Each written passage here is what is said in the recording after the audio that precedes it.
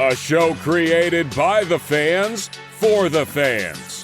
We are your home for Ohio State football coverage all year long. The Scarlet and Gray Podcast, a Network 216 production. Live weekdays on the Network 216 YouTube channel. Send us all your questions and comments on Twitter at @VSG_podcast. Now, here are your hosts, Tyler Johnson, Jordan Dalton, and Nick Leisure.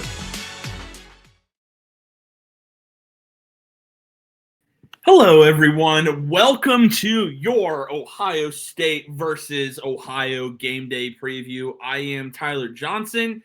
Before we go ahead and get into this game day preview, if you would go ahead and just drop a like on the video on YouTube, helps the show be pushed out to those that have not yet seen the Scarlet and Gray podcast. But also, we really would appreciate if you would go over on Spotify or Apple Podcasts, wherever you listen, just drop us that 5-star review over there.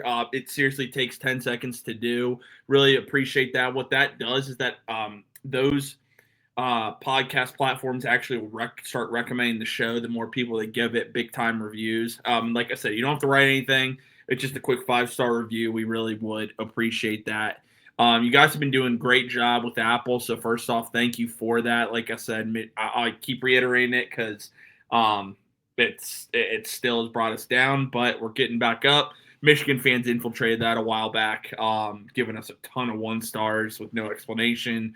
They just are upset. It's an Ohio State show that criticizes Michigan from time to time. So just something to keep in mind there. But there is, of course, a lot to talk about. The Buckeyes are going to be hosting the Ohio Bobcats this weekend, and it is going to be a night game. It is what it is. It's kind of, I think the whole thing is just kind of ridiculous personally, just because I just don't understand why Ohio State is hosting a MAC school for a night game, or why that's the game on the schedule that is a night game. Maybe Penn State will be, probably not. It'll be big noon kickoff. Maybe there's another one down the line, but it's just kind of, to me, I just want to get that out of the way. It's kind of a bummer that a game like this is a night game for the Buckeyes, but it is what it is. We can complain about it for a second and then, of course, move on. But taking on the Ohio Bobcats that are coming off a huge win themselves over West Virginia. Now, they took on West Virginia at home, but even so, I mean, they beat the Mountaineers 17-10. That's a huge win for them. They barely lost at Rutgers, and I know people say, oh, it's Rutgers. Yeah, Rutgers has still been pretty solid in the Big Ten over the last couple of years. So they're clearly a pretty good team, and I think they absolutely need to be taken seriously. Now, West Virginia lost Shaheem White in this game. I believe it was middle part of the game. Someone can correct me if I'm wrong on that, and if I am wrong, I apologize. I didn't watch except the fourth quarter. So I don't really recall that what happened, but I just know he ended up suffering a season-ending injury, and he is that West Virginia's offense. So it is what it is there. But either way, OU, I'm telling you, I watched them firsthand in the MAC championship game. Now, obviously, they don't bring back everybody from that team, but they are a pretty good team, and I just think that is important to note. They are led by a first-year head coach in Brian Smith because Tim Albine left for Charlotte after they won the MAC championship, which I don't really understand why you would do that. To me, it doesn't really seem like a stepping stone type job. It seems kind of like a lateral move, and you're bringing guys back from a MAC championship team with the opportunity to not only go back-to-back, but if you run the table well enough, push for maybe to be one of the teams in the conversation to receive an at-large bid for the college football playoff. So I'm not here to say OU would is going to be in that position, but I just think going from Ohio to Charlotte's kind of a downgrade instead of an upgrade in job, or even considered a lateral move. So I didn't really understand that. But they are led by first-year coach Brian Smith, who had an interesting press conference where he was asked about Jeremiah Smith and brought up Caleb Downs, saying Caleb Downs is a wide receiver as well. Kind of funny. I assume he misspoke, but I mean, Caleb Downs is the wide receiver of the defense. So I mean, it was just funny. I know a lot of people criticize him for that comment, but I kind of thought it was hilarious. That's just me though. Um, but overall, Ohio is one of the teams that is going to contend for the MAC championship once again. So this is a very, very good team. And I think what people need to understand is it goes by one man. And again, I saw them play in the MAC championship game against Miami, where they were the clear underdogs in that game. But it begins and ends with Parker Navarro. This team goes as he goes, and he is their entire team. I mean, their entire team. He ran for over 1,000 yards a season ago. He leads the team currently in rushing right now. So Ohio State's going to be, I mean, they're going to have to game plan for him. And I would say similar to what you game plan for Arch. Obviously, Arch is a way better passer, but my point being a dual threat type of quarterback. And he is going to run it a lot. He's not the biggest guy by any means. I mean, he's only 6 foot, 200 pounds, but he's very shifty. He is pretty quick. And so they do have to be ready for him. So far in the season, he has completed 69% of his passes for nearly 500 yards, 7.8 yards per reception, and 4 touchdowns, 3 picks, sacked twice. He's not super accurate, but I can tell you, I put up a video on Twitter at the SG_podcast on Twitter where he is rolling to his right and throws an absolute strike in the front pylon corner of the end zone. And it was an absolutely fantastic throw. He can make plays like that. So don't take the stats as he can't throw, because he absolutely can. And he is, I think he's a very underrated player. That's just my personal opinion. So have to make sure that you contain him as far in the run game. In the passing game, they do have to watch out for wide receiver Chase Hendricks. He's been really good so far to start the season. He has over 100 yards and a touchdown in every game so far. That's against Rutgers and West Virginia.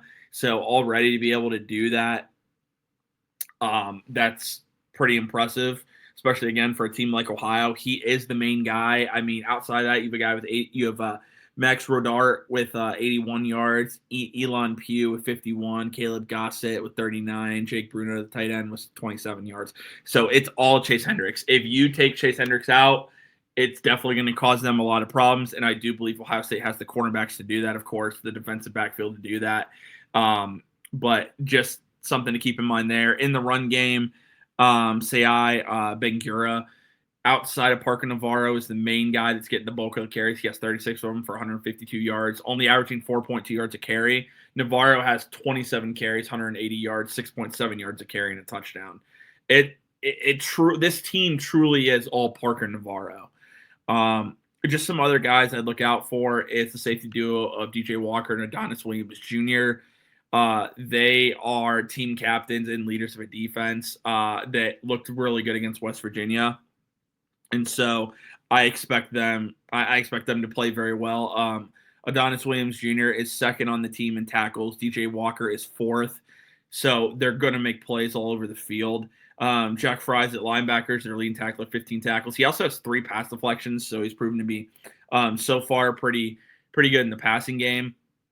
But, I mean, overall, when you're looking at Ohio, again, this is a team that I'm telling you right now, just don't be surprised if this isn't a game where the Buckeyes just automatically cruise, like, in the first quarter. I think this is a game that the second quarter, we might see a little bit of a slower start. I know it's a night game and all. This might be a little bit of a slower start. I'm telling people Ohio is going to fight. I'm telling you, they are a pretty good team, especially for a non-Power 4 team. They are going to fight. Parker Navarro is very good.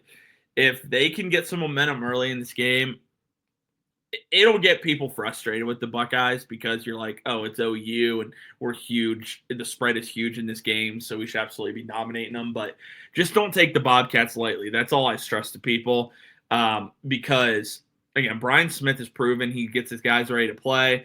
You barely lose to Rutgers on the road by 3 points, and they were actually leading for a period of time in that game. And then they beat West Virginia at home. Now, I know West Virginia is not the program it used to be, but that's still a Power 4 team. for them to do that, that says a lot about where the direction of this program is headed. And so just be prepared for the Bobcats. Don't take them lightly. This will be a more physical game than people think. And either way, I do think it will be entertaining, which a lot of people just want to see an entertaining game, especially after Grambling. It was great seeing us put up 70, but I think you want to see a little bit more of an entertaining game. And so you'll definitely see it again Saturday night. So now for the Buckeyes, what do we want to see in this game? I think it's pretty obvious. We just want to see Julian Sain continue to build on his performance. I think that's really important. So far, he's looked absolutely dialed in this season. He has had a couple incompletions, obviously, against Texas. I'm still going to say that the majority of those were drops. Not all of them, but a good percentage of them. He's been very accurate so far this year. Completing 79.5% of your passes. He's not going to keep that up because I'm pretty sure that would be a record if he did. But he's just making smart decisions. He threw an interception, big whoop. That doesn't bother me personally because, again, I want a quarterback that's aggressive. And, when you have a big lead, if you're aggressive like that, it really does not bother me. He's averaging 11 yards per attempt, 5 touchdowns, 1 interception. But in this game, I want to see the run game really be effective against the Bobcats. Donaldson, of course, is the Buckeyes' leading rusher, but he's only averaging 4.7 yards a carry. He does have 2 touchdowns. I want to see. I don't know if we're going to see it, but I want to see Bo Jackson get some run with the ones. I just think he should. I think he's the most talented back on this roster. I'll probably say it 100 times before the season's over, unless something changes there. But he just needs to be getting involved with the ones. Let's see James Peoples really make a statement in this game, too. There are a lot of people, myself included, that maybe are starting to doubt him a little bit. I want to see him make a statement and show that he should be the top running back in this offense for really a team that really doesn't seem to have it, even though Donaldson clearly seems to be that guy right now. Donaldson's not really blowing us away either. It's wide open. Let's see if James Peoples can take the bull by the horns and seize that job and really make himself a focal point in this offense. So a big opportunity for him on Saturday. And then at wide receiver, I want to see if Brandon Enos is more involved in this game. They fed him early against Grambling State. I want to see if they do it against Ohio. We'll just see. Because I know there are a lot of people that are clamoring for Mylan Graham when, let's call it what it is. We haven't seen anything of Mylan Graham really to this point besides a 23-yard catch.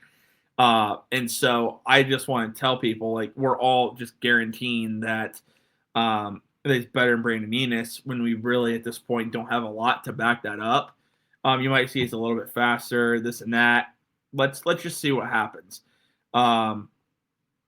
Because that's right now is what I'm kind of watching is that battle for wide receiver 3. If it's even a battle, I just want to see if Brandon Enos is more involved. And then at tight end, is this the game Max Clare breaks out, or are they going to feed Will Kazmarek against his former team?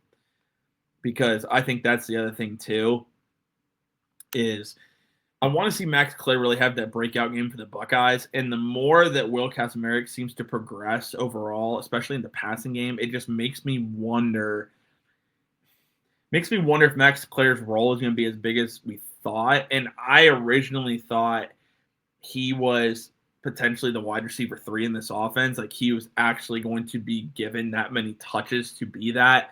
Because, again, a lot of people believe that he is the top tight end in the 2026 class. So I figured that would be how it is received. And so far, we just haven't seen it. It's only 2 games in. But I want to see if Max Clare really takes a step or if the Will Kazmarek just featuring more in this offense is really for real, or if so far that's just kind of been an anomaly. And then on the defensive side of the ball, like I said, just contain Parker Navarro. It sounds simple, but I firmly believe if you contain him, this game will not be close. That's just my personal opinion because he makes the engine go for the Bobcats. So contain Parker Navarro. You'll be all set. I want to see if anybody in the defensive line takes a step forward. That's been my biggest concern. I want to see some sacks in this game, especially on Navarro. You know he's a mobile guy. Keep him in the pocket and make him beat you with his arm. I know he's improved as a passer, but I still want to make him beat me as a passer. Don't let him beat me with his legs. That's the most important thing I would say. And you have 2 linebackers, Arvell Reese, Sonny Styles. You'll see Peyton Pierce. I hope you see Riley Pettijohn with the ones as well. These linebackers are fast, and it's going to be difficult for Parker Navarro in this game. But one thing, you have to be able to get pressure on Navarro so that you're not blitzing. When you blitz, that doesn't mean you won't get to him, but if you don't, more guys are open in the passing game. Maybe he's able to find a crease and take off, and then there's one less guy in the middle of the field in order to stop him. I do expect some quarterback spy in this game. That's what I would be doing with a guy like that because you want to force him into the pocket. And then as far as just like other plays, I mentioned the defensive line. I would love to see more plays by Jalen McClain. He's been fantastic so far this year, but I want to continue to see him build on that performance. That'll be big for the Buckeyes. And then the one battle that we're kind of watching outside of the wide receiver 3 and what happens at running back is the punter position. And I know that's hilarious. That, like, you think, oh, punter, ha, ha, ha. Well, Ryan Day hinted that Joe McGuire, the current starter, that there's still a battle going on there. Nick McClarty recently lost his black stripe, the Australian punter. It sounds like he's been really doing well in practice. And we know Ryan Day is not afraid to make changes based off weekly practice performances. And so I would just keep that in the back of my mind. Maybe we see Nick McClarty in this game. Maybe it's McGuire. Maybe it's both. But the punter job is absolutely open at this point. Now we get to the actual game prediction. So the Buckeyes, as of right now, and this will probably change, they are seen as 31.5-point favorites. Again, Ohio State's going to win this game. I firmly believe it. I just think Ohio is just a better team. They're definitely better than Grambling State. I'll say the Buckeyes cover in this game. I say that a little, like, just being a little nervous because I do think Ohio can score. I do. Even though this is a good defense, at some point this team is going to allow some points. It might be on Saturday, especially if you're overlooking a team from the MAC, which can happen from time to time. I hint at a couple times. I remember a couple years ago when we played Youngstown State, they drove right down the field the first drive of the game and scored and took the lead 7-0 Ohio State. We're like, what? I'm not saying that happens here, but it could. It very well could happen. But the Buckeyes are going to cover 31.5. I do think they put up big points in this game. I got Ohio State 56-13. I do. I think Ohio gets some points. And you think, 13 points. That'd be the most points the Buckeyes have given up this year if Ohio ends up getting 13. And just don't underestimate the Bobcats. That's all I'll say. It's a program that's on the rise. They have brought in, again, having Parker Navarro return is big for them. He was really good for them in the MAC championship game. Excuse me. He definitely has improved as a passer from what I've seen so far, but still shaky in that area. But looking forward to another great game Saturday night. Wish it was a Saturday night game, but it is what it is. I would love to hear what you guys have to think. So go ahead, drop a comment in the comment section on the prediction that you have for Saturday night against the Bobcats. Also, while you're down there, be sure to like the video, subscribe if you are brand new to the channel. Also, if you're listening on Spotify or Apple Podcasts, go over there. It takes 10 seconds. I'm telling you for sure. 10 seconds. Go give us a 5-star review. All you do is search the Scarlet and Gray Podcast, scroll at the bottom, click 5 stars. You're done. If you want to write a review, you're more than welcome to. Obviously, not a requirement to do so. But again, you guys are really helping the show out when you do that. And again, it's free. It doesn't take any time. But overall, it just really helps the show. We will be back next week to recap Ohio State and Ohio, as well as actually that'll be it because the Buckeyes are on a bye week next week. So we'll have your game recap next week. Thank you guys all for tuning in. And as always, go Buckeyes.